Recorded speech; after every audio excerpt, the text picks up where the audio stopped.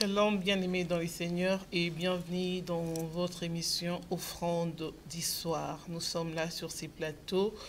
Votre présentatrice Nadine Efwanga, et à la réalisation de cette émission, les pasteurs Constant. Nous vous invitons à partager l'émission. Nous sommes en direct sur ces plateaux et invités de famille. Nous sommes là dans votre émission et les pasteurs Daniel que je salue. Bonsoir, pasteur Daniel. Bonsoir, maman Nadine. Boni, pasteur, ça va? Tout ça bien, à permettre tous aller. Le poison à Malobo, à Pessi, au peuple bénéficiaire, et puis, d'accord, ok, c'est bien. D'ailleurs, qui est toujours pas moment toujours. Nathan a biso aux précédé saison. Ah oui, quand ils ont précédé saison, ils sont tellement important parce qu'ils ont pareil le coup là, la vie à battre. Et tant où ils ont précédé adolescence, ils ont tant il y a puberté, je crois si je me trompe pas.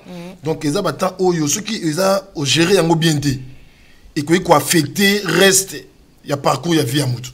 Au moins, la puberté, j'ai réussi à bien en adolescence. Mon boulot, tia kola, mon kolo, maman, tout papa, tout le monde rango. Souvent, na cité, au comme tout le monde va bané, ah, yo mon kolo, mon maman, le roi banamike.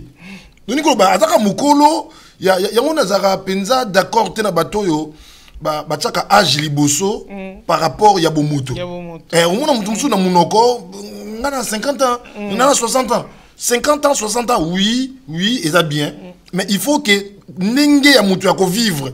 Et ça la pétré na âge ozo kumisa. Au robana batute ko na 40 ans, on a 45, on a 50 ans, mais bazo monu na mama bana miki. Makamba bébé. Or, makambwana mingi eza suite. C'est que ces gens-là, bazo qui tant ya ko gérer té période wana o précédent qui adolescence na bango. Donc c'est tellement important que mutu oyo azozela à côté na bilaka na ye na part ya nzambe et à gérer malamu o ezatan o ezo procéder saison na yango mo tozolo ba makambo yo bande ko ebele parce que eloko biso to bosana ka ezaka mingi bato ba na posa bato bazo formuler ba demande bato bazo talisa nzambe ba projet na bango mais bazo chakate ne tolobaka bazo tenir vraiment quantité ya oyo ko précéder oyo pe bango bazo senga. Parce que là, on y et même si on a la vision, même si on a la rêve, même si on a la il faut savoir, il faut retenir que on a toujours un temps et qu'on procéder. Voilà pourquoi tout le pour bénéficier. D'accord. Précisément, les lots, sous-thème oui, tout le sous-thème sur les doutes. Mais il y a d'entrée déjà, tout le monde a passage à biso. Passage à biso clé, Tozolo Bela Exode chapitre 5.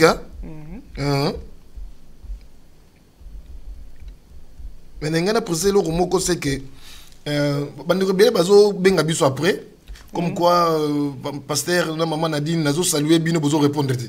Donc c'est difficile parce que tout ça tellement en direct tout ça tellement concentré puis na makamo tozolo ba voilà ceux qui tobi tout doit attendre qu'on réponde de bonsoir na ba salutation na ya ngwana to tshela no pousse to ndimi elaki que to ndimi mbote voilà mbote à chaque fois to tshé pousse pour mona que mbote parce que to ça attend vraiment to quand t'as déjà été dans mingi t'es pas dans mingi mo mo la comme na suko ekokite parce que ça doit dire ce qu'on t'a ba combo héroïnda voilà bon tout à l'heure Exode chapitre 5 voilà na lingi lelo par rapport il y a pas doute ndenge maman Nadine a lobi sur les doutes tout en verset 22. J'ai lu au nom de Jésus. Maramutour le beza tellement belé. Et ne comment benga benga pasteur. Est-ce que si banda erni ne ponga na vandi déjà donc prophète Moïse ici kazo talabiso prophète Moïse mabolia donc ayoka makambo. D'accord. Exode chapitre 5 verset 22, j'ai lu au nom de Jésus-Christ. Moïse retourna vers l'Éternel et dit: Seigneur, pourquoi as-tu fait du mal à ce peuple? Pourquoi m'as-tu envoyé? Or, nalingi bande ko baola na biso vraiment bazala na attention moko soutenir parce que lelo vraiment bande ko bele ba ko pambolama pe ba ko se retrouver. rencontre ya Nzambe na Moïse et ça dans Exode chapitre 3e. Bible lobby Moïse Azalaki wana il faisait paître les troupeaux de Jéthro qui était son bon père. Et d'un coup comme ça Moïse a vu buisson ardent. Nzete ozo pela moto mezo zikate. Et Bible lobby na kati wana mungongo ya Nzambe ebimi alobi na Moïse ba lecteur ya Bible bebi makamoto zoloba. Nzambe nde atindi Moïse. Nzamba kutana Moïse na Exode chapitre 3. Et Moïse andimi, obi problème eza nini? Moïse akima Égypte kokima. Donc Moïse a qui a problème na justice égyptienne. A fait exil là. A sali exil à quel cas refuge. Refuge exil ceux qui wapi. Donc Moïse a qui a problème na justice égyptienne. Moïse a qui a problème personnel na Pharaon. Parce que Moïse d'abord avec un gras, il a été élevé, instruit na mbongo ya Pharaon, na ndaku ya Pharaon, na bana ya Pharaon, na famille ya Pharaon. Mais Moïse a foutu bango avec la reconnaissance de Moïse a kimi. Et là on dit ça que Moïse a zonga en Égypte. Et ça qui ba assurance oyo Moïse a zo ke pa ya Nzambe. Nzambe bi si Moïse abi ngai Nzambe ya batata na yo. Bande ko bala na biso ba yo ka biso bien. Abi ngai Nzambe ya batata no, Nzambe ya Abraham, Nzambe ya Isaac, pe Nzambe ya Jacob. Oh, tant Abraham a existé qui Moïse a raté. Tant Isaac a existé qui Moïse a quitté. Tant Jacob aussi Moïse a quitté. Mais comme ils ont la coutume, il y a pas de juifs. Ils ont toujours le temps, il y a qu'on rencontrer histoire na bango. Voilà. Et pas ya bana na bango. Ko yebisa bango be exploit oyo Nzambe ya batata na bango asala. Et puis ça na bango confiance. Et puis ça bango makas. Ben ça bango que même si vous êtes en face de vos ennemis, vous avez la confiance en Nzambe batata na bino. Nenga délivrer ki batata na bino na maboko ya oppresseur, na maboko ya ennemis, peu importe le nombre. Ya moni Israël c'est un petit pays entouré, encerclé par des grandes puissances aux Arabes. Mais Israël a bangardé. Pour Israël a la confiance. Il y a Nzambe. Oh, et l'autre connaît pas si tant Nzamba se présenté par Moïse. Tant Nzamba si Moïse que ngana Nzambe wana. Oh yo yo kakabeta kali solo. Nzambe ya Abraham, Nzambe ya Isaac, Nzambe ya Jacob. Ngana tindu. Moïse a eu confiance. Moïse a eu assurance. Et puis si Moïse ba zèle, Moïse a eu tant wana ya kozonga na Égypte. Moïse a kaye moko Aaron alakate. Moïse a kaye moko bancien bazala kité. Mais tant Moïse a zonga nde akutana na Aaron. Tant Moïse a zongi akutana na Aaron, ne ba ke kutana sikona bancien. Ayebisi bango makamo Nzambe asolo na ye. E bazwi nzela bango mbale na Aaron ba ke kutana na Pharaon. Mais sikoto landa malamu. Tant Moïse asolo na Pharaon, après rencontre na bango na Pharaon, après entretien na bango na Pharaon, des situations à Israël comme qui encore dur. Vie à Israël comme qui sous et comme sous amer. Situation à bango d'Égypte comme qui déplorable. Et si qu'on a verset 22, na verset 22, ni ancien, ni Aaron, ni qui que ce soit qui n'a Moïse ensemble. Moïse était seul. Mais tu t'as dit qu'on a verset 22 Bible lobby. Le verset 22 ba lobby boye. Moïse retourna vers l'Éternel. Donc Moïse na oya yoka ke panzam. Na oya yeko vivre sur le terrain des choses différentes. Or, ça arrive souvent que Mouton a comment vivre le contraire. Il y a oya ba attente naïe. Le contraire, il y a oya ba besoin naïe. Le contraire, il y a oya zozela. Et là qu'on est beau ça doute na kata Mouton. Le fait, il y a Moïse, il y a Kozonga Kokuta Nanzam. C'est la preuve à suffisance que Moïse a combien de doute. Il a preuve à doute. Moïse a douté. Nzambe ne mutarabakine. Nazon, soto tango na Exode chapitre 3. Nzambe labi na Moïse abi, na tindi mutute. Mais ngamoko Nzambe na kiti. Moïse dans sa tête savait bien que les choses seraient faciles. Abi na okene na mutute, na okene avocat, il y a baron X ou il y a baron Y. Mais na okene Nzambe yemoko. Oh, quand moi j'étais enfant, bien que nazaki nandako ya Abraham, ya Pharaon pardon, mais dis-moi nazako yoka pour le kwanga naza hébreu. Na yebi Nzambe wana. Mais si ko makambo na emona, eza le contraire. Ya onga nazako zela. Et boti doute. Oh, ena bato ebeli bazwa pe ba prophétie. Il y a bato beli ba pesa ba parole de connaissance. Il y a bato beli ba pesa ba parole de foi et pas ba salanzam. Mais on va vivre lelo, eza le contraire. Donc eza butu na moi. On ba yebisa na oyo ya za lelo. Mais il y a ndeko wana même on va vivre ba temps ya gloire, même si on va vivre ba temps ya grandeur, ya élévation. Ba moment où ils ont précédé, ils ont ba moment ya doute. Comment douter? Est-ce que au bien question comment douter ou comment douter même na ba talent, na ba capacité aux arana. On dit mélange soudé. Est-ce que si on a tei na convaincre bato? Est-ce que si on a yembi mungu na ba participer na? Est-ce que si on a cédé loko et loko ko zala bien? Moïse a comment douter? Pourquoi Moïse a douté? Moïse a raison na nzambe te? Moïse a ko continuer ko exhorter bango. Moïse a continuer ko yebisa bango ke tondi makaka na nzambe mutatininga. Mais Moïse a zangi ba argument. Moïse a zangi ba argument parce que yemo kaza témoin. Que baza ko pe sa peuple Israël ba paille ba paille pour basala ba brique mais et celle que ba privé bango même na paille wana donc situation comme difficile au lieu que ba ko pe sa bango paille en petite quantité pour que bango basala même ba brique mais bango moko ba komi ko kenol ko luka paille le temps ba ya nango le temps basala ba brique donc vie est comme difficile vie est comme amère c'est ce que vivent aussi beaucoup de gens aujourd'hui. Tant là en église on a parole, il y a foi, ma parole moro prophétique, ma parole moro exhortation moro il y a bien, ma prophétie, ma parole de connaissance. Mais où il y a Obi et la batte belé, il se retrouve que quand il est à l'église.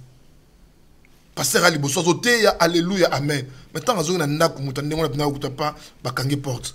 Et surtout peut-être à Wakouté, peut-être dans pays, ba moro monsieur ska bandi obala na biso, okuta na barrière à kangi porte. Pour foutiter. Barrière à kangi même na toilette. Ou tu église aux zongi écoute ba bengani bana na classe. Ou tu église aux zongi aux ane loko koliate. Mais l'église ba auto yebiso que tu seras la tête et non la queue. Au tellement que obi gloire au Seigneur obi alléluia. Na maloba ba lobi. Au mona mec ngai na ko sala ba exploit. L'église ba auto lo ba avec Dieu nous ferons des exploits. Nos ennemis seront écrasés. Mais aux zongi na ndako boy écoute na bana bango wana ba liete. Ou soit en cours de route téléphone ba bengo que ah on a ndako situation za mobulu. Aucun ne doute, est-ce que Maramon a yokaki? Là, on a vivre. Et un paradoxe. Moïse a sali preuve, il y a doute. Pour Moïse a sonné l'Nzambe. Moïse a quelque chose que Nzambe. Est-ce que na yokaki bien tout n'a bien dit? Est-ce que formule ton procédure, ou il faut un procédé pour que le peuple va délivrer? Est-ce que Ezaki na kangaki ngo bien té ton ngeni? Ndengi pe na battu belé. Il arrive des fois quand Moutouna s'est retiré, on m'y tourne. Est-ce que na sambe Nzamba solo tout na sambe Nzamba solo? Est-ce que surtout pas passer à mes mangam? Pas passer à mes mangam. Ce que mon tazuité, au passer à la moto.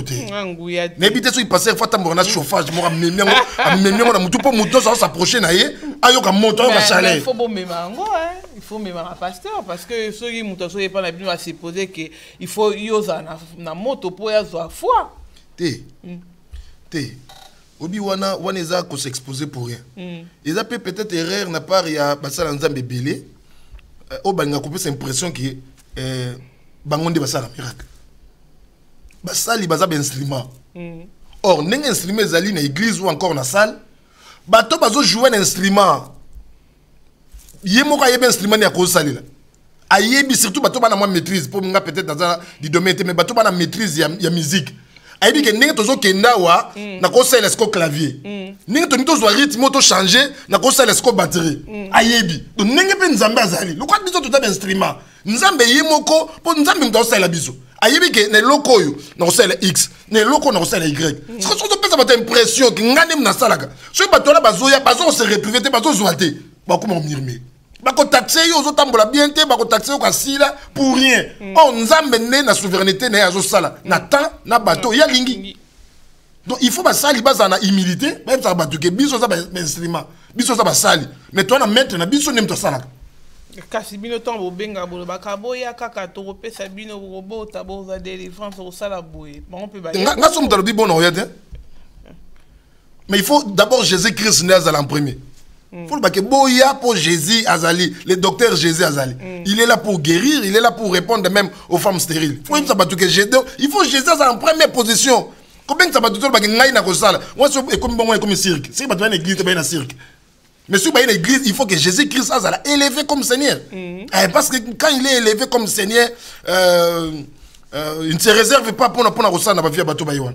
Donc il faut qu'on présente bato plus Jésus. Au lieu de se présenter toi-même, bato mon ayo, bato yo kayo, moi j'ai été. Voilà. Donc nazako lobake bandeko oyo nyonso bako vivre ba moment moko glorieux na ba vie na bango, il faut pas s'attendre que na temps où ils ont précédé moment où il y a visitation, temps où ils ont précédé moment où il y a gloire, temps où ils ont précédé moment où il y a grandeur, et qu'on a temps où il y a doute et qu'on a nécessité dans le cas. Makambo ozo zela mais au lali la muki boyangote. Réponse ozo zela au lali la muki yangote. Et nana solande comment ozo ebsangai. De quoi se plaint, il est fier aujourd'hui, il a la nationalité française. Mais ce n'est pas ça. Et ce qui est dans le ordre de quitter l'indemnité. Mais aujourd'hui, il est français. Aujourd'hui, il est français. Donc, moment où il est précédé, qui nous avons vendu son moko, non pas ça yo. Mais moment où on a, et ça dit que Azui rejet, Azui ordre de quitter, Azang là, mais au jour d'aujourd'hui, les choses ont changé.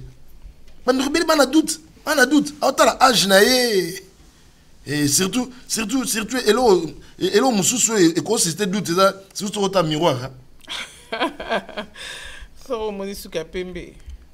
Bon, attends, souka pembe, mais. Coco, les gens souka pembe. Tu as un exemple. Mais, il y a un tel miroir, mon ami, qui vraiment. Pour mon. Donc, si on a dit que tu as comme cola, comment tu as doute? Doute comme moi. Est-ce que Makambo Baïb c'est un gars na obota suna âge? Est-ce que Makambo Baïb c'est un gars na obala suna âge? Doute zoya. Mais ceux qui est que nzambe penzanda lobaki, même si ba sinyo nyonso, ils ont fait ça contraire ya oyo zela. Continue à croire que nzambe wana il se lèvera. Il se lèvera.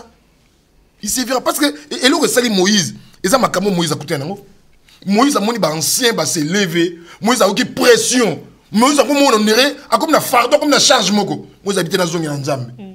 C'est soit ngane mna ka bien te. To continuer. To connaître lecture. To connaître lecture maman. Retourna vers l'Éternel et dit: pourquoi as-tu fait du mal? Voilà, Moïse a traité du mal. Or, Moïse a bossé les locaux. Mais pasteur, il a qui mal. Et qui mal, hein? Oh, pas de dire qu'on souffrir et ça mal. Et ça mal, et ça n'engue en Zambie à Kosali. Ouais, mais ça qui m'a mis ça battre qui mal. Il y a un souffrir. Justement, maman, il y a une côté qui. Justement, il y a un moni makambo yo. Faut battre bayo kango. Makambo faut battre belé baye bayango. Obi Moïse tanga Bible. Oza servante maman, tout tanga Bible, to yekola Exode yo. Nzamba ebisa Moïse te ke beaucoup. Nzamba ebisa Moïse tout. Na Exode chapitre 3, bika na Moïse na kiti pour na kokango la peuple na ngai. Et yo ke no kuta na Pharaon. Point barre. Mais makambo yo ebisa ka Moïse te. Ebisa ke te ke okokuta na résistance na opposition yo. Eta Moïse te. Donc même la promesse ya Nzambe, il y a toujours la deux faces. Il y a la face oh yo ezaka sikilant, eza bien, mais il y a aussi la face moko pe za mer. Même parcours Israël. Traverser na bango ya mer rouge. Bakute na ma ya Mara, tout ça ba réalité wana nyoso. Nzamba ebsango Moïse. Ebsango Moïse. Il y a un moment des fois il y a des choses Nzamba peut sa biso promesse. Mais Nzamba ebsa biso te ndenge ni accomplissement promesse wana ça. Ebsa biso te. Mais il nous fait la promesse. Après c'est biso promesse. Mais ayebi sa biso parcours auto vivre, auto emprunter pour l'accomplissement promesse wana. Parce que ceux qui ont rendu wana, batumsuka les jours où bazo recevoir promesse, banga za abati. Mais mutunyo so quand il reçoit la promesse de la part de Dieu. Ça compte. On a aussi cas. Il y a un batumsu l'église, ceux qui peut-être ne comment mosala nzambe moko nzambe osali là, peut-être ba parole de connaissance ba prophétie. Et qui y est ba prophétie pour n'aider. Akuma mawa. Même ce jour-là même les wa mutumsu nga ba lobi pour na aozela. Aozelango. Les lopena le roi passer à peu c'est bembe na c'est ezo bien. Donc pour na y prophétie, so ba lobaka pour na y. Oui, oui. Au comme aux grand, oui. Mais parcours wana pour vivre à grandeur. C'est pas. Oui bien go. Oui bien goté. Oui bien goté. Ah oui. Oui bien goté. Donc c'est toujours comme ça. Nzamba c'est na Moïse, Moïse kita kende ngamona kiti pour na kangola Israël. Mais nous avons dit que Moïse était ancien. Il faut s'élever comme Bépine. Tout autour. Moi, j'ai une bonne nouvelle. On est esclave ici. Mais toi, on a belé, on a besoin de toi qui es content. Tu vas être content. Mais en ce moment-là, va déclencher et l'oko l'esprit s'est levé, la réalité est télémi. Moïse a comme mon louche. Moïse a eu une décision à cause de Nzambe. Et puis, point où on dirait Nzambe alba yangote. Nzambe alba délivrance. Mais Nzambe alba qui boité. Voilà. Moïse a dit à l'obi. Pourquoi as-tu fait du mal à ce peuple? Est-ce qu'il y a un parcours? Makambo yo biso to vivre. Voilà pourquoi Christ avait dit, écoute, lui qui est les bois secs, les bois verts. Makambo basaleki. Bongo biso. Bongo biso. Donc c'est normal. C'est normal. Makambo Moïse a ibaki ngote. Mais Moïse a comment traiter parcours, comment traiter Makambo Nzamba bongisi. Pour peuple ne vivre vraiment traitant du mal. Ce n'était pas du mal, souveraineté en Nzambe. Souveraineté ya Nzambe. Souveraineté Obi Joseph. Joseph. Tant qu'on a un rêve naïf. C'est ok, hein? Ah mais oui. Parce qu'avoir l'audace là, les matins comme ça en famille, parce que maintenant on est sur place. Hein? Nous on habité sur Jacob et sa tante là-bas. Et c'est une ex, hein? Tante. Habité sur les pièces à n'engagner. Mais n'a pas mis balé belé n'engwana. Ma tante n'a pas un côté. Mais n'attend certainement bah qui bon. Voilà. Lopang moko. Voilà, tout à fait. Et puis,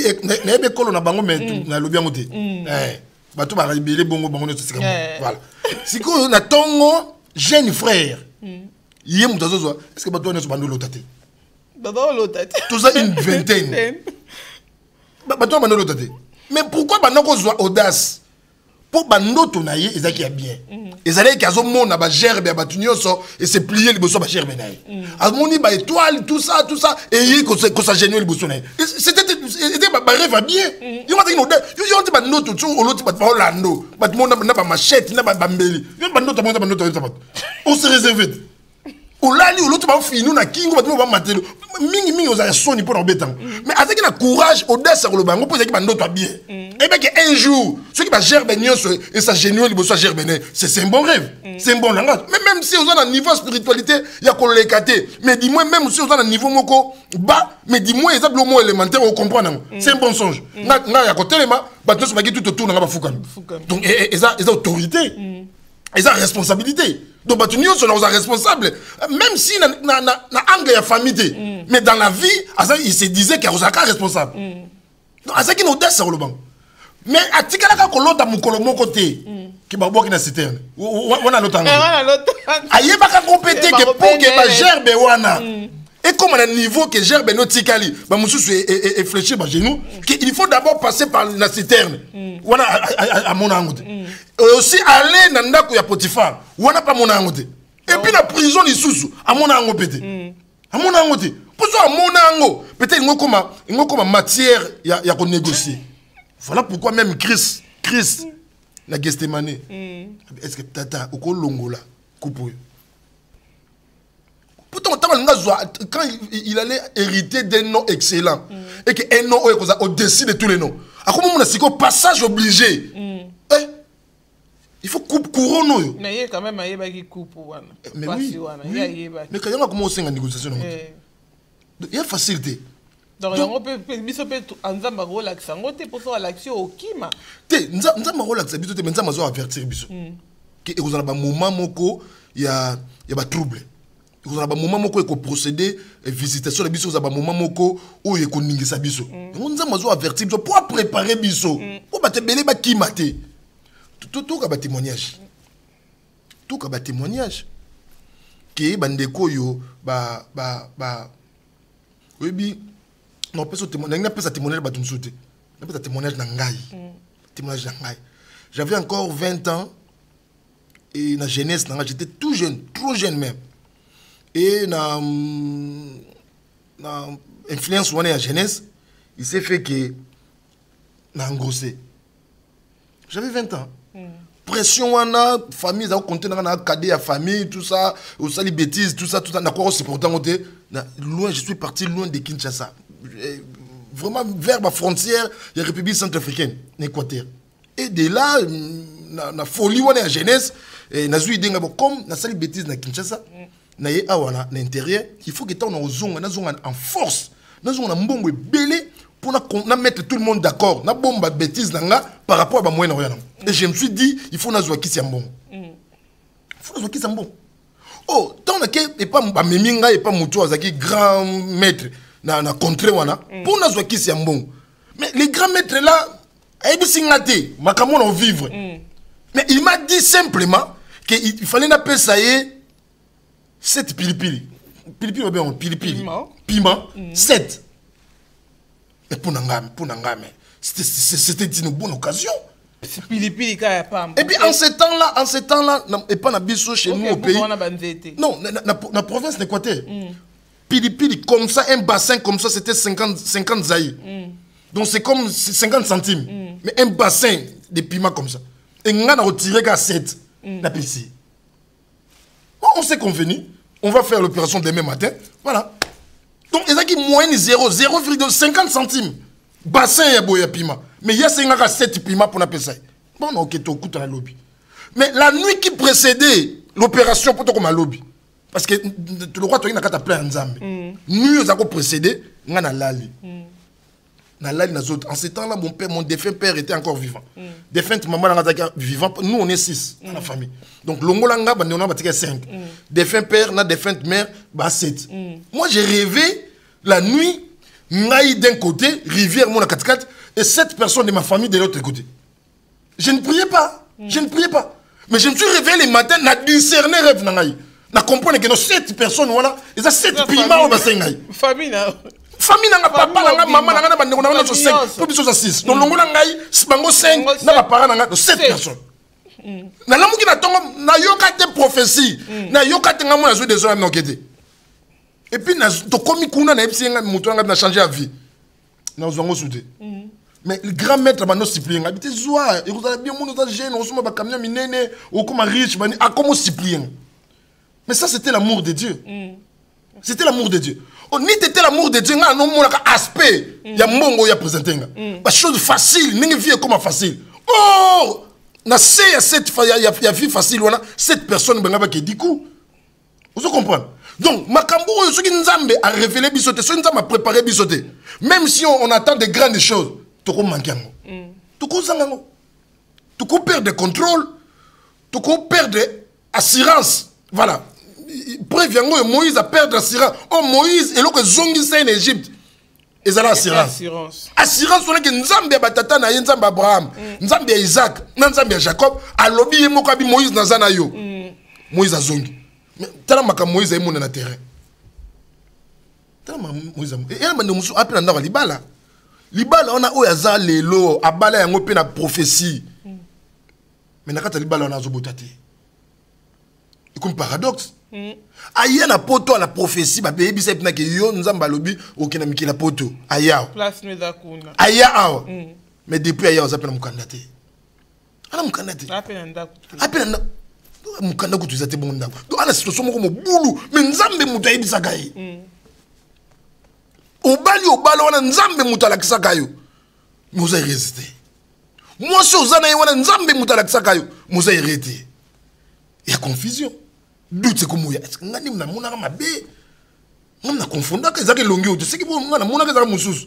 Te kakaye. Te ngana te la accomplissement te la doit mbamba. Na te la yangate. Ça arrive maman. Ça arrive. Donc muto ba difficulté et comment changer le langage. Parce que Moïse a cause à constant. Moïse a cause à la ferme. Moïse a cause discuter là pour muto ayoka nzambe za Moïse. Moïse a quoi exhorter, vous garder silence, vous allez calme, situation changer. Mais Moïse a cédé. Moïse a cédé. Moïse a zongi. Moïse retourna vers l'Éternel et dit, mais Seigneur, pourquoi as-tu fait du mal à ce peuple? Pourquoi m'as-tu envoyé? Oh, mais Moïse, mais question qu'on retourne au psychologue. parce que tu as déjà accepté. On sait déjà part, on sait déjà moitié à chemin. Pourquoi on a une question de l'autre? Pourquoi on a une question de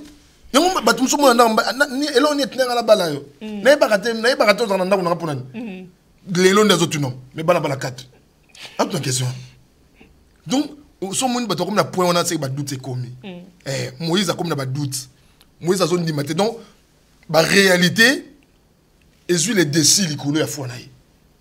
Ceux qui ont la réalité, ils vont vivre. Et comme ils ont dominé Fouanaï, et comme on à se poser de telles questions. Déjà, pourquoi, comment, est-ce que c'est vrai, à comment poser ma question à Jar Andengwana. La réalité, est les décis. C'est pas facile, maman. C'est pas facile. Moïse n'avait qu'une quarantaine d'années. Bateau bazaki en face na ancien wana, ba 60, 90, 80, 70.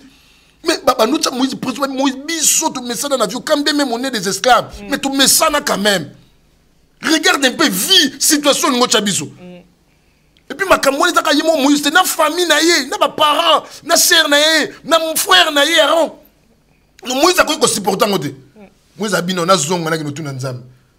Comment parce que le fait c'est que Nzambe qu'il y a déjà comme on a Aaron il dit que aussi beaucoup comme Nzambe na souka na conclusion et Nzambe il dit na tini na tini ne kono Aaron azo na nzela okuta nayo tanga mona Aaron la bio gloire au Seigneur ma Nzambe le bébé yango mais or o ezo zelaye na liboso ya minene ezaki mususu et comment ça doute Moïse a comme un manque de confiance.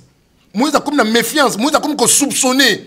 Est-ce que et puis la situation écoute bah ça a prié à repentance.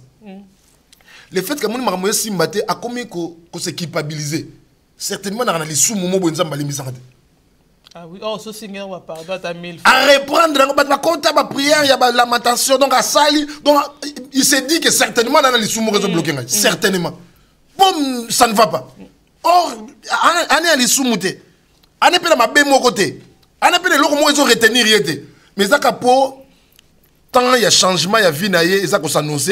Voilà pourquoi la réalité est précédente. Il y a vivre. Mais en réalité, ça peut être un problème.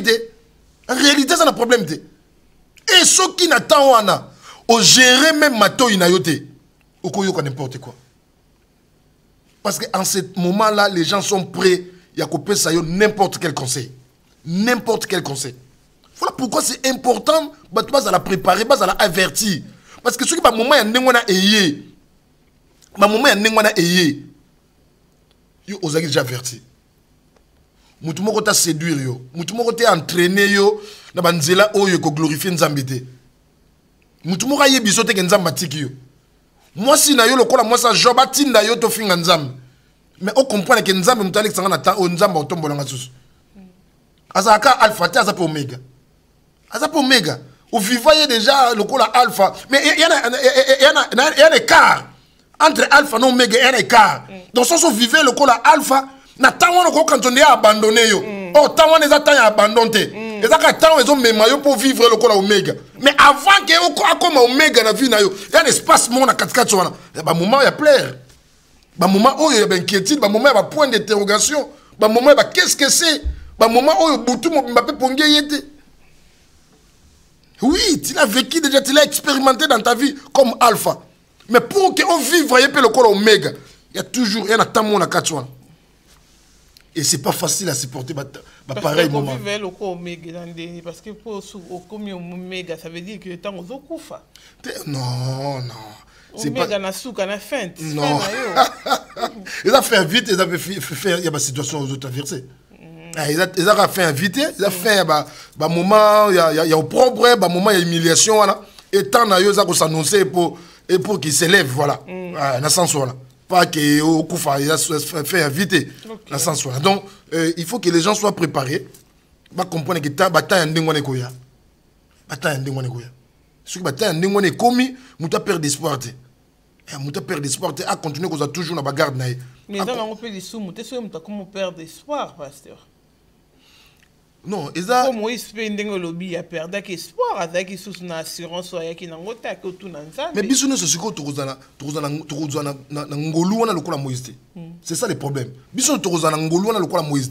Moïse bazo servir moni bato to tango ba servir biso lokola exemple. Pour que biso tout se préparer parce que ngana Daniel maman Nadine. Donc tout ça biso to ba Moïse. Donc ce qui sali que to zui ngolu wana te, il y a danger pour la biso. Parce que il y a des choses dans la vie où elles sont irréparables. So kei ok. So kei ok. Tu as quand même mon expérience mon kei on nous a massé biso na temps où tu as exercer le ministère pastoral na biso. Et un bandeur mususu ba c'est puis ma bala ba professeur. Et un bandeur mususu ba qui pressé. Un bandeur mususu a dit ngam na changer. Mais ndeko na kenda a changer yete mais yene ba changer. Yene ba changer. Donc il y a ndeko mususu vraiment na bureau a besoin pasteur na une conviction ou azambal nanga. Azambal na yo. C'est infirmière de chanvre. Je m'excuse. Amena masanga. Ana bonne vie. Non parce que nzambe. D'accord kende kas. Parce que au monde na to baksa infidèle de plus l'église. Mais on to sala infidèle de mon église. Donc ndeko na a gagné yete mais yende ba kenda na ye. Vous comprenez? Donc ma kamo ce qui au kende ngona les amis mingi te o ba kenda bazonga. À un moment donné, il a connu aussi des faiblesses dans la vie chrétienne et après, à se ressaisir à Zonga. Et après, nous avons kenda, penza, kenda. Bon, on s'en mouta ke bongo. Au lieu que Néné Moka continue sa vie, à Koko, parce que ennemi n'a pas. Parce qu'il va commencer à traiter l'église de tous les noms. Donc, l'église, Wana, pasteur, Wana, oh, kenda Rayemo. Voilà pourquoi, bah, Ndekobele, bah, yo, kamakambo. Bah, comprendre que, bah, traverser, bah, vivre, bah, moment pareil, dans la vie, bah, oh, bah, doute, c'est qu'on s'élever. Mais va comprendre que ce qui nous a dit, il kamoko. To olota yango yomoko. Yeba ki lokwa ne salam. N'inga pesa exemple moko, mais exemple ne na kata Bible. Iza ba biloko eza biloko élémentaire, biloko yoke ba tout batanga Bible, na ko batanga Bible te, ba bien. Musala nzambe moko Jean-Baptiste. Jean-Baptiste. C'est parmi batu oyo baza ba des hommes références. Jean-Baptiste, un homme rempli d'onction. Jean-Baptiste, il a mis tout le monde d'accord. Na rigueur, na ye, na maramno soit qui non. Mais c'est Jean-Baptiste qui a présenté le Christ. Il a dit voici l'agneau de Dieu qui ôte les péchés du monde. Abati ba commentaire, n'a même pas dit. Yemoko. Pression T. Makamona le bamba pression T. Mais si on tangi na Ligue, je crois, chapitre 7, verset 20. À cette présentation, même dans Jean, au chapitre 1, verset 29, je crois, le verset 36. Mais c'est même Jean-Baptiste, rappelez-vous, dans la prison. Jean-Baptiste a tindi bateau, Christ. C'est lui qui devait venir. Et puis, il y a un bateau qui est voici la nuit. Donc, ce jour-là, il était rempli de Mouli Monzam. Alors, voici l'agneau. Mais la révélation. Mais c'est comme la difficulté. Échanger la langage à Badouti, il y a un mot comme Talobaka. Abiba qui nous tourne à ceux qui crient, tout le monde soit royal. Or, ceux qui n'ont pas, je vois comme si c'est l'agneau. Mais à l'Obaka, avec exactitude, que voici l'agneau. Mais Jean-Baptiste a comme un moment difficile, il a vu comme étant humain. Jean-Baptiste a Abiba qui nous tourne. Donc ça arrive. Un homme puissant, un homme fort, un homme, je ne sais pas, charismatique. Mais parce qu'il traverse un moment difficile, sombre, il a vu. Et vu les décis, la réalité, il y a la foi. Il y a un peu partout. Peut-être rejoindre l'Europe, Europe, rejoindre peut-être Schengen. Mais ici, quand il se pose des questions, peut-être 10, 20, 15, ils sont partis, tout ça, peut-être. Pas de doute, c'est comme on matin dans mon thème. Est-ce que. Parce que ce que ma question, c'est que le doute est comme dans mon thème. Il faut tout ça effort, il faut gérer. Il faut tout ça. La confiance, il y a Oyo Yokaki, il y a Oyo Monaki. Et surtout pour la bâton, nous avons grâce à rêver. Parce qu'il y a comme ça, au lota penza. au retenir yango au comment on peut même la caille mais makambo zo vivre na présent na yo et comme il est contraire déjà vraiment boutuna moi par rapport à oyo monaki tu as maintenant du mal même ya ko boka un coup d'œil na songe na yo komaka wana okomo banga ngopo wasu na confiance na ngote par rapport à oyo zo vivre mais il faut continuer à croire il faut croire on a promesse mon n'a pas ensemble même si les choses deviennent difficiles. Ndima. Makamono sozo vivre wana nzambe ako pouvoir biso de quoi il est fidèle. Ako prouver biso fidélité. Il finira d'accomplir makambo yo albagi pour la biso. Le biso problème n'est ça tout éviter et que kotika doute et soit place na kat na biso. Parce que Moïse un grand prophète Moïse a moni nzambe boy Moïse a zoka nzambe et ça te kazoka interprétation mutumswa nzamba lobby mutumswa yebise non mais Moïse a zoka nzambe yemoko mais Moïse a yé sur le terrain les choses est comme compliquées et Bible lobby Moïse retourna vers l'Éternel Moïse a zongi par manque de confiance pour nzamba yebise ke nake kangola voilà pourquoi et elle a battu mususu erreur à mon peut-être il fixe les temps pour l'ensemble. L'ensemble dans une année faut ça dans les locaux. Dans 6 mois faut ça dans les locaux. Dans 8 mois faut ça dans les locaux. On est souverain. Ah oui. Nous sommes dans 2 mois, nous sommes dans 3 mois, nous sommes dans 1 année, nous sommes dans 2 ans. Nous sommes souverain. On rien à battre par rapport à timing. Au bazo pesa nzambe. Ceux qui ont monnaie locaux à Sengi et Koksamite, il peut changer d'attitude. Moi qui zélé vraiment zélé l'église pesa asungaka pesa ka autant ya osalango azala ba calcul abinde na soutenir œuvre boye au bout ya inane nga France libala mais au bout ya inane abalite maboko pe lembi kopia lembi pe lembi atiki pe tant que atiki m'en peut changer or il faut continuer il faut éviter de laisser la place et que ba doute parce que nenge Moïse azongaki parce que le fait il y a qu'au retourner vers l'Éternel. Il a laissé un vide entre eux na foule de en face. Et certainement il allait donner raison na batola pour dire que nous sais que Moïse m'a ramené à Kosaki.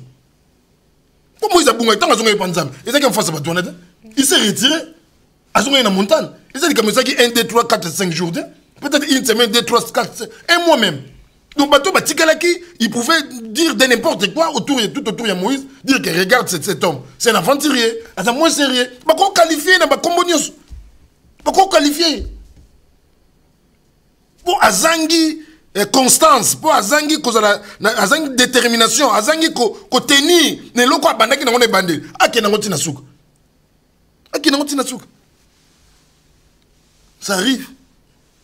Tu organises une action à l'église et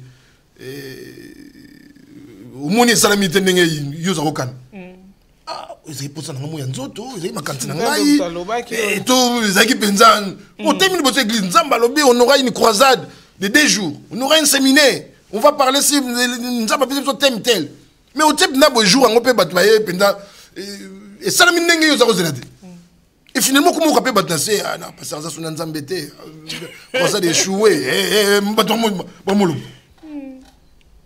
mais ce qui nous a mis baki parce que le problème c'est que biso tout le résultat na miso sana les gens croient que le fait de remplir salle les gens tombent tout ça c'est ça la c'est ça la réussite c'est ça la réussite c'est ça la réussite donc tu vas pas moni les lots salle plein les protocoles courts avec des pannes manifestations tout ça nous on s'est dit c'est la réussite or nzambe ana ndenge mutu ya komona na makambo peut-être même s'il n'y a pas de sensation même s'il n'y a pas de mouvement même s'il n'y a pas de tombée même s'il n'y a rien mais peut-être il y a la conviction encore une parole est touchée cœur ya mutumoko mutumoko qui peut-être prêt de se suicider qui prêt peut-être d'abandonner mais mutumoko a du réconfort à travers de cette parole Dieu dira la mission est accomplie am soupe ça ben ka pona mutumoko mais pour la biso en tant que humain par rapport à miso na biso on se dirait que action a échoué.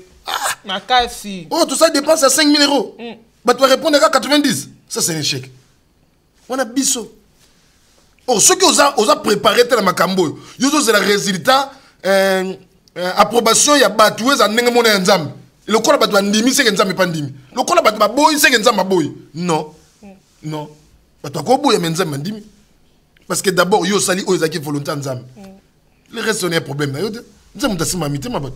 Attends, tu vas 100, attends, tu vas 150, attends, tu vas 200. Oui, salami, gloire au Seigneur. Gloire au Seigneur. Si ma camounion sont même dans le parcours ministériel, il faut une activité, une activité. Il y a ça, mais n'engé moko. Kaka n'engé zala. C'est qu'on est comme yayum na makas na yomo. Mais comme cela, ça dépend de Dieu. Bah toi cause a bien. La fois passée, bah toi koyaki, bah toi monaki miracle, bah toi sanzaki gloire au Seigneur. Mais oh yé, bah nzamba lingalo belaka batu. Pour battre du corps. Voilà, bah yo kaka. Et sous kana ko yoko. Gloire au Seigneur. Ne forcez pas les choses. Gloire au Seigneur. Voilà, donc les plus importants, ceux qui m'ont dit que doute, c'est comment matériel. Mais ceux qui ont s'assuré que le bas haut, ils ont un zam. À connaître l'hôtel en zam. À connaître l'hôtel en zam. Et ça, un moment où ceux qui m'ont géré au bien. Après, on a dit que basculer la vie. Vie peut qu'on bébé. Vie qu'on bébé. Au yo, tellement ming. Nous n'avons rien d'expérience. Or, les gens oublient, il y a un côté de la vie où ils vivent un mode d'emploi. Que n'engaya salaki, il faut que batunyo soit basala ndengwana. Non. Non. Voilà pourquoi tout le monde mingi ces derniers temps maman Nadine. Même dans la médecine, même dans les produits, on a toujours écrit, même si tu as consommé ces produits, mais qu'il y a une personne autre que yo, Aza qui présentait les mêmes symptômes que Oyayo, qu'on soit produit on a été opésaillé parce qu'il présente les mêmes symptômes. Non. Il faut que la personne y ait moko a que ne comme un médecin consultation ba examiner et ainsi de suite. C'est à ce moment-là ba comme ba médicament musupona. Donc problème oyo kolobaka ate lokola yo ozula qui délivrance to obima qui na problème ango par tel mécanisme et qu'il faut ngapena placer les mêmes mécanismes pour que na trouver délivrance peut solution problème nanga ndenge ya yo zalaki. Là on se trompe. Ah oui. Là on se trompe. Il faut que la personne ait un problème ou ait une difficulté, attale la nzambe, as de la nzambe nde a orienté. As de la nzambe a orienté. Et au yebi na vie, maman a dit, bah te bien pas ça besoin conseil. Mais bah te bien pas vivre à conséquence to vivre par rapport à conseil bah pesa. Voilà pourquoi il faut être toujours réservé et prudent. Il y a que ça il a conseil au mutazo pesa. Pour mutazo pesa conseil. Mais bah conséquence ceux qui ont appliqué conseil, ceux qui mettent en pratique, les conséquences, les retombées, nous sommes vivants. Nous sommes vivants. Donc voilà pourquoi il faut toujours se réserver pour appliquer, pour mettre en pratique les conseils. Donc ceux qui ont doute à continuer à continuer à s'écarter, à connaître l'abandon et la foi. Pour la réalité comme contraire à Oyazozela. Mais pasteur, c'est normal, tu as douté. Et ça, on a douté dans les camps. Oui, tu as douté. Douté, pardon. Tu as douté. Mais les mal les a wapi. Et ça, doute, parce que doute, voilà. Tout le monde a Moïse. Moïse a douté. Mais à un moment donné, Moïse a quoi qu'on s'est ressaisi. Aïe, ça va était total et la kaka nzambe. Même si les choses deviennent compliquées, Pharaon comme on rend de biso vidi, mais biso total ensemble. Mais le fait que Moïse retourna vers l'Éternel, il nous dit oui, au douter. Mais ce que tu as là, œuvre, manifestation au doute, comment ça le sait? Vous avez un problème ici, au quoi qu'on doute, oui. Mais le problème, c'est qu'il faut gérer en gros. Parce que si on se laisse faire, oh Moïse a son épanzam. Or, on a pas de doute. Parce que, sur le lobby, prophétie, Sœur Nadège, mon bal aux États-Unis. Aux États-Unis. Au comme qu'on doutait, pour me coller les qui. Mais, au voyage, au Kinshasa, je ne suis pas abordé. On dit, au CD, on a doute. Pour y aller au balobé, il y a Kinshasa, aux États-Unis. Mais au monde qui est Mikolezo pour ça, il y a les États-Unis à Zoyati. On laisse place na doute, non? Doute, parce que doute est imposé au vie moko. Parce que doute est côté kayote, nan nengo zaki na foi, nan nenge doute est commis, aux la même personne. Non. Parce que doute est côté na yo opposé ba acte. Ils ont manifesté doute na yo. La preuve est Moïse. A yo ki makambo batalobi. A moni pe vie, ça dit pas analyse. A moni vie n'est comme difficile, n'est situation comme compliquée. Moïse a zongi panzam. Ce qui Moïse, azaki il colo ya doute. Moïse a répondre bon OK, to continuer côté l'anzam. Qui sait? Ce qui peut-être attend les lots pharaon rendre des choses vides, mais des mois après les choses vont changer. Mais Moïse a donc nengo lobi tout à fait maman a dit, moutako ko douter, ça peut arriver. Mais le problème est après. Ba doute wana. Au salagini. Voilà, parce qu'après doute, comme exposé. Si on dit ma sauté, parce que comme ça le bail nanga. Mais après ma doute, on est sur l'église. La séance va prier, on va télé qui yo. Le quoi comme les gens n'ont pas doute, on sont respectés on se dit. Le pasteur a dit il faut prier le matin, à midi et le soir. Mais le quoi comme on douter. Ah, c'est après déjà 4 jours. On a mon l'autre. Bon, le midi il faut prier, on prier. Donc doute déjà est changé. Oh, ce qu'on a dans la Bible, cet homme-là il s'appelle encore comment? Naman. Quand le prophète lui avait dit de se jeter cette fois, imagine un peu arriver à la 5e fois à Tikinaï. À Lembi. Donc doute est comme s'il était la 7e fois pour vivre un miracle. Or, la 5e fois, il va vivre un miracle. Donc, à perdre un miracle, et situation maladie et Tikan Dingwan. Et quoi qu'on arrive, on doit douter. Oui, on est des humains. Toi, on a maïna makila. On doit douter. Mais le problème, c'est d'aller gérer en gros. Otika la même personne avant et après avoir douté. Parce que doute c'est qu'il y a une vie où il y a contraire, une vie différente de celle aux Akinam. Il y a un objectif et doute. Au comme la méfiance, au comme la manque de confiance, aux assous la même personne. Aux assous la même personne. Donc on dit bateau yo, ba douter même dans mamanzam. So on dit comme douter. Doute c'est comme la vie moko kozala contraire na vie moko habituelle. Une telle personne a comme le Colombo, Libanda, le Comona 4. Au comme la vie à compromission. Tu crois que l'enfer existe? Ce qu'on comme la question de moi. Donc, heureusement déjà dans Mukili. Donc tu vas répondre à Vigno Sotigagi. Pourquoi douter? Donc, doute, c'est qu'il y a toujours qu'on changer cours et vie. Donc, vraiment, il est important que ce moment, on a dit qu'on douter, mais il faut que la personne a géré. Doute parce que doute c'est qu'il y a toujours comme si on a vu au contraire il y a aux dans le et c'est très dangereux si on a cédé na doute na muta même même na quatre église comme obstacle même bateau ne soit douter na basala nzam comme obstacle mutu abetaka masolo ko tonga ko critiquer basala nzam po amoni bon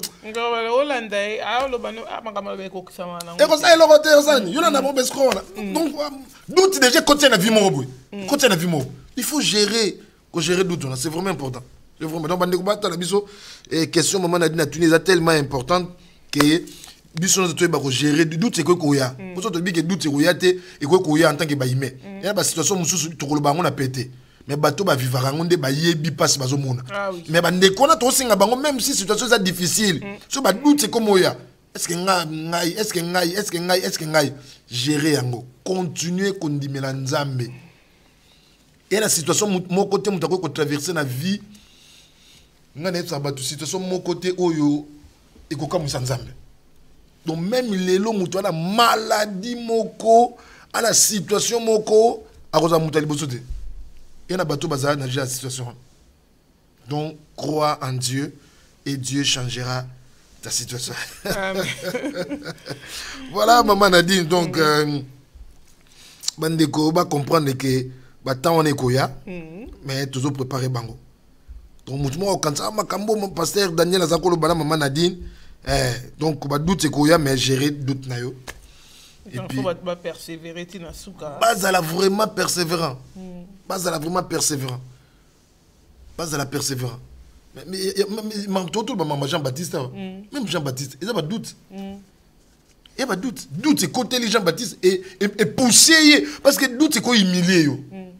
Doute, c'est quoi humilier. Dans quel sens? Moi, je suis pasteur. Un pasteur, oui, ça va tout ça. On peut pas parole des fois, mais il y a un problème.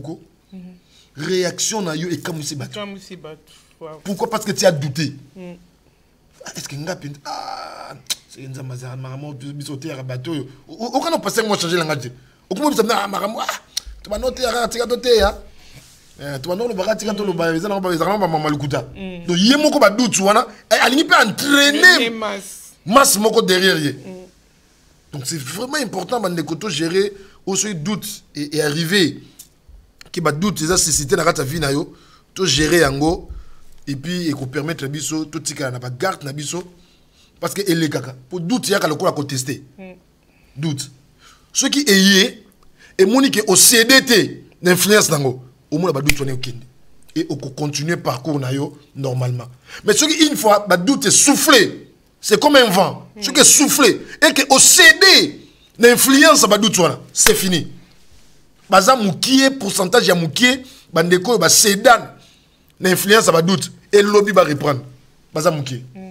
et comment toujours trop tard et rotika toujours ba trace na kata vie ya mutu na kata vie ya mutu moi mutu qui n'est déjà salivi et pendant cette vie là a eu déjà ba trace soit il attrape une maladie soit a tiké na bana soit a eu contact na batumoko ba konta ba monde d'esprit et comment toujours difficile de telles personnes ba to récupérer un état normal ya mobimba et ça toujours mutu bo récupérer jambe moko ezate le boko moko ezate donc des personnes a kenda qui ko goûter na monde et a tiké lo moko kuna a tiké lo moko donc mutu na kozongo soit incrédule grave incrédule ou soit a kenda qui normal a kozonga na grossesse a kenda qui a kozonga donc au monde ka mutu na kozonga na ba trace il y a influence ya ba doute oye à Seda Kinang. Donc c'est vraiment difficile. Nengelbeka maman Nadine. C'est belé. T'as la bise commis presque à Souga. Tous en intercession lobby à 18h l'église adresse na biso les kawana muto so monango. Tu vois qu'on attend sur un peu ça monter pour adresse les kawana. Téléphone na biso zaka ouvert 24h sur 24. Ils appellent wana à tout moment bien pour besoin de prières, de conseils et orientation tous en pour nayo. Lobby à 18h tous en la prière, il y a combat, il y a délivrance, c'est un moment fort, il y a prière. Et jeudi toute la soirée, il y a enseignement à partir de 18h et dimanche tous en la culte et action de grâce et adoration à partir de 10h. Donc voilà un peu le programme Nabiso et église Yangoana, nalingi to sambela bongo to clôturer. Tout est bien bandé belé tout sont bandé belé maman Nadine bandé belé bana ba doute bazo croire sauter bandé belé ba mo ndé makambo e komili bango et na batu msuté ba vivre makambo ndengwana koleka bango or yana batu bana ba problème koleka bango donc tout cas tout est bango que même si ba doute et s'installer la mité ma peine ba vie na bango ba tenir ferme ba za persévérant ndeng maman Nadine la baki vraiment ba tenir ba doute wana eleka parce que ba doute wana za nango passager ce qui doute on est l'équipe au monde qui est tardé pour que la situation change mais ce qui doute on est s'installer et que au CD na ba caprice d'influence ya doute on a et ko basculer et ko changer vie na yo à mal et puis ba te belé parce qu'on semble lelo au télévision comment nango andimila subi la kate la promesse était à tout exhorter à ce moment-là on dirait tout ça la théâtre le quoi pays français à contredire yo na ba mot français na ba virgule na ba tout ça na verbe na conjugaison ma carte la conjugaison d'accord compliqué yo est-ce que non ça impératif parfait moni yo ça plus que